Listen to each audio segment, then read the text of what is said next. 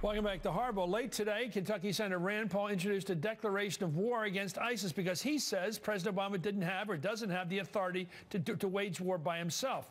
The president disagrees. And late today, I spoke with Senator Paul about war and U.S. foreign policy. But I began with the news that a grand jury up in Staten Island had decided not to indict a New York City police officer in the chokehold death of Eric Garner. Here he is.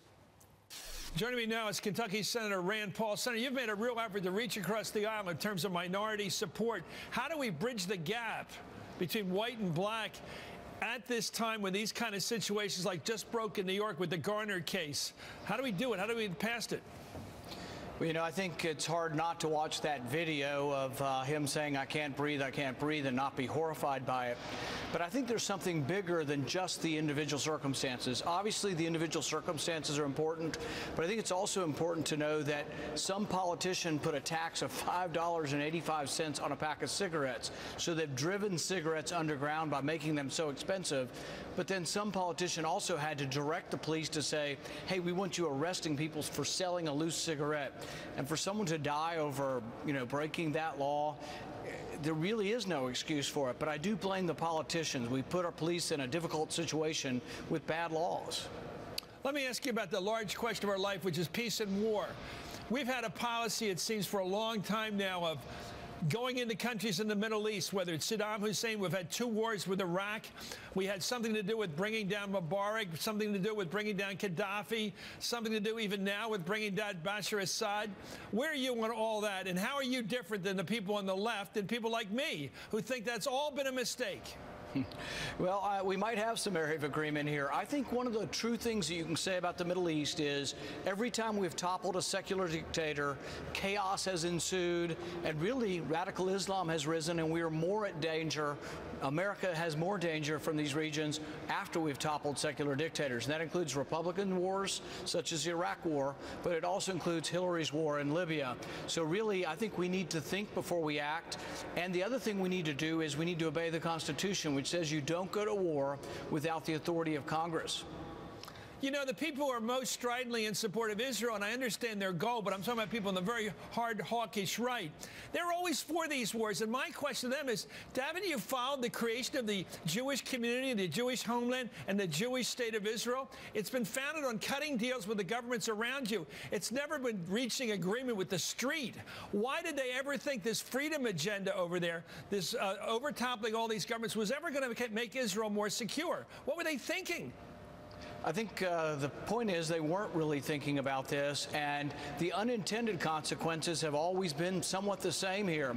And I told them a year ago when they wanted to bomb Syria, I said, the unintended consequences of this is that we will be back a year later, maybe fighting against our own weapons. I said, if you supply weapons to those Syrian rebels, that we may well be back there having to fight against our own weapons.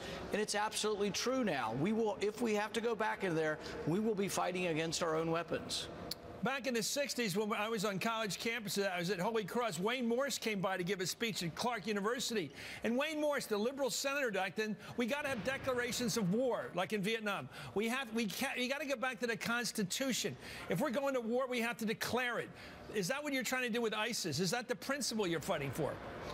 Yeah, this was a big debate for our founding fathers, and has been it's probably the most important responsibility that any legislator shall ever have, and that's to send a young man or woman into harm's way. And our founding fathers were very clear on this. James Madison wrote that the executive branch is the branch most prone to war. Therefore, we have, with studied care, vested the power of war in the legislature. George Washington was adamant about this. Jefferson was adamant about this. This is not a function that the president can unilaterally weigh in on. President Obama, when he ran for office in 2007, said exactly that. No president should unilaterally go to war, and this is very disappointing, I think, even for some of his supporters, that he seems to abandon what excited people about him. On another point, you don't seem to fit into it. Well, let me get into the idea. Is it more conservative to be restrained about getting involved in foreign wars, or is it more conservative to be hawkish? I mean, I think there's an issue of brand here in your party. I think it depends on how you define conservative. Wars are very expensive, but most conservatives think that the primary function, myself included, think that the primary function of the federal government is to defend the country because it's something that the collective has to do. It can't be done individually or by corporations. So the federal government does have a role in defending defending the country. It's a very important role. But I think also defense is different than offense. And so the people who want to be involved in wars all across the globe, and, you know, some of the people who wanted to be involved in Libya this time, a year before, the exact same people in Washington wanted to support Gaddafi. They were there. Remember, WikiLeaks released documents saying that 3 senators were over there and they wanted to give weapons to Gaddafi. Then a year later, they wanted to give weapons to the rebels. So they've been on both sides of all these wars, and I think really have not fully thought through the unintended consequences of always being involved everywhere. Of course, Hillary Clinton is the person you're talking about there on the Democratic side, and John Kerry and a lot of others. Joe Biden all supported the war in Iraq. And my question, I'm going to run through all of them. Did the United States have a vital interest in going to war with Iraq the first time? Did we have a vital interest the second time? Did we have a vital interest in helping to topple Egypt's government of Mubarak, the military government? Did we have a vital interest in going to war against Libya? Do we have a vital interest today in going against Gaddafi? I mean, against Bashar Assad? Where does this expansion notion that every time somebody that we don't like a little bit, or Israel doesn't like a little bit, we got to go to war with them? Where's that come from? And it's in your party more than the Democratic Party, although it's in both, that mentality. Not that we're pointing fingers, Chris, but... Okay, but no. Is it true what I said? Is your party more hawkish than the Democrats? Isn't it? Here, I think what is true is that you look at each one of these situations, the first check and balance is that you don't let a president do it unilaterally. It has to be debated and discussed in Congress. That's your first check and balance. Then you have to discuss the facts. And I think in almost every instance that you mentioned, Saddam Hussein, there's less stability with Hussein gone. Hussein was actually a check and balance against Iran, and there was some stability by pitting one against another or letting them check and balance each other. Gaddafi being gone, it's more dangerous there. Our ambassador was assassinated. The embassy has fled into Tunisia.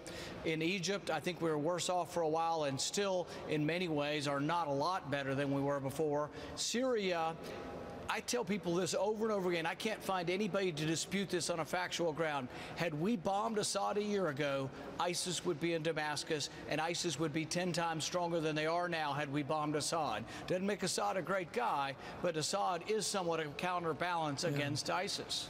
I'm remarkably in agreement with you, Senator, so much. That's scary a bit. Anyway, let me ask you this about where you are also going in your own direction, given your party's position. I think you're out there with Senator Gillibrand of New York fighting for an outside check on sexual abuse of military women.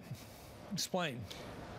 You know, I think nothing motivates me more than trying to make sure that the law defends the defenseless and defends those who are minorities, not just color of the skin, but could be gender, but also could be a minority because of your ideology, the shade of your ideology. So when I hear about people being violently abused and that they have to report this to their commander, to me, it's kind of like you work for a corporation and you'd have to report being abused to your boss, who may well be a drinking buddy with someone who abused you. Really, it makes more sense to have it outside the chain of command. I don't understand why someone who's been abused would have to report it to someone who may well be a friend of the person who did the abusing. It should be to people who don't know any of the people.